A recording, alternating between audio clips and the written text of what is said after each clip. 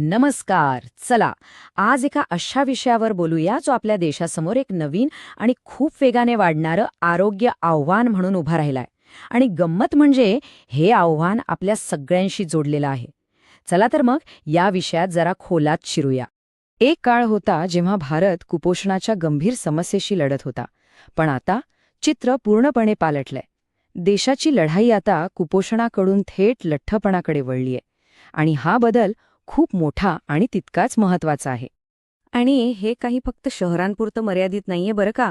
लठ्ठपणा आता गावाखेड्यांमध्येही तितक्याच झपाट्याने पसरतोय. सगळ्यात चिंतेची गोष्ट म्हणजे तरुण आणि लहान मुलांमध्ये हे प्रमाण खूप वेगाने वाढतंय. म्हणूनच हे आता एक राष्ट्रीय संकट बनलं आहे. पण लठ्ठपणा वाढतोय तर मग काय झालं? वजनच तर आहे नाही का? नाही, गोष्ट इतकी सोपी नाहीये. लठ्ठपणाची ही वाढ आपल्या देशाच्या आरोग्यासाठी इतकी धोकादायक का आहे? चला पाहूया हे प्रकरण नेमकं आहे तरी काय. लठ्ठपणाकडे बघण्याचा दृष्टिकोनच बदलायला हवा. तो फक्त एक आजार नाहीये. खरं तर तो आहे इतर अनेक गंभीर आजारांसाठीचं एक प्रवेशद्वार.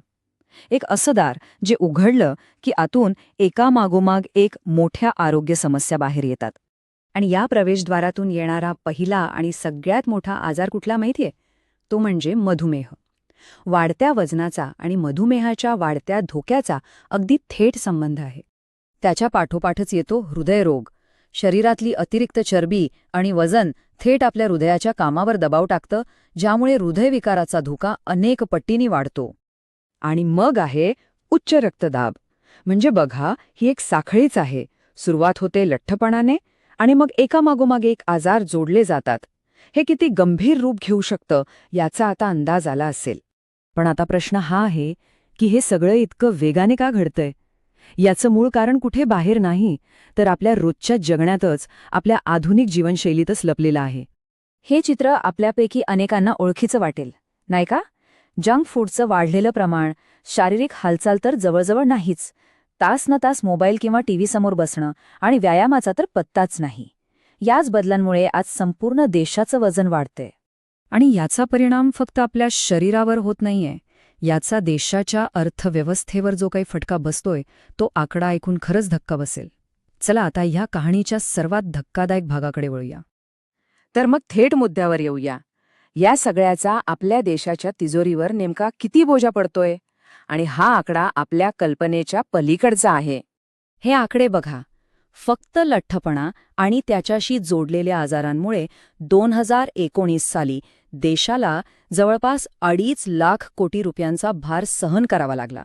त्यात हृदयरोग आणि इतर जीवनशैलीच्या आजारांचा खर्च मिळवला की आकडा अजूनच मोठा होतो. आणि हा आहे तो अंतिम आकडा. दरवर्षी 4 लाख कोटी रुपयांपेक्षा जास्त. विचार करा केवढं मोठं आर्थिक नुकसान आहे हे. म्हणूनच हे फक्त आरोग्याचं संकट नाही, तर आपल्या अर्थव्यवस्थेवर आलेलं एक खूप मोठं संकट आहे. आणि हे स्पष्ट करायला हवं की हे 4 लाख कोटी म्हणजे फक्त दवाखान्याचा खर्च नाही. यात आजारपणामुळे बुडालेले कामाचे दिवस, त्यामुळे कमी झालेली उत्पादकता, या सगळ्याचा समावेश आहे. म्हणजे देशाच्या विकासालाच एक प्रकारचा ब्रेक लागतोय. पण थांबा, घाबरून जाण्याचं कारण नाही. प्रत्येक समस्येवर एक उपाय असतोच. आतापर्यंत आपण प्रॉब्लेमबद्दल बोललो. आता जरा सोल्युशनकडे वळूया. आणि हे उपाय आपल्या सगळ्यांच्या हातात आहेत. उपाय खरंच खूप सोपे आहेत. रोज थोडा व्यायाम, अगदी 30-40 मिनिटं चाललं तरी चालेल. जेवणातलं तेल आणि साखर कमी करायची. आपल्या पारंपरिक सकस जेवणाकडे पुन्हा वळायचं.